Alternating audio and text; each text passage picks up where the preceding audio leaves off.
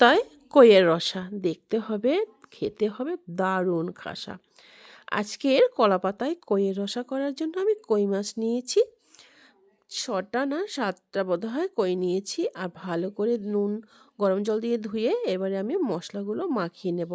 নুন, হলুদ, কাঁচা তেল, তারপরে ধনিয়া বাটা, আদা বাটা, লঙ্কা বাটা, সমস্ত কিছু দিয়ে সুন্দর করে মাছে ভালো করে মাখিয়ে রেখে দিয়েছিলাম 10 মিনিট। তারপরে এই মাছটা ভালো করে মেখে নিয়ে আমি কলা পাতায় তেল দিয়ে এবারে মাছটাকে সাজিয়ে দিলাম।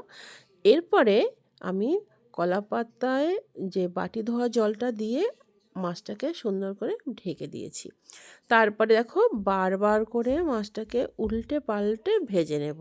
এতে করে মাছের দুটো সাইডই খুব সুন্দর ভাজা হবে। দেখতে কেমন হয়েছে বলো? যেমন লাল টকটকে আর খুব সুন্দর দেখতে লাগছে, আর গন্ধ তো আর বলা যায় না। গন্ধটা সেই সঙ্গেই নিতে হয়। আর নিয়েছিলাম এখানে একটুখানি মশলা, ধনে, জিরে, দারচিনি, তেজপাতা, আচ্ছা আর একটু এলাচ একটা দিয়েছিলাম, যাই হোক, আর একটুখানি সর্ষের কাঁচা তেল।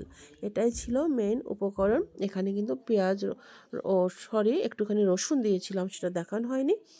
তো এবার ফাইনালি আমার ভাজাটা কিন্তু হয়ে গেছে, বা রসা যেটাই বলো না কেন।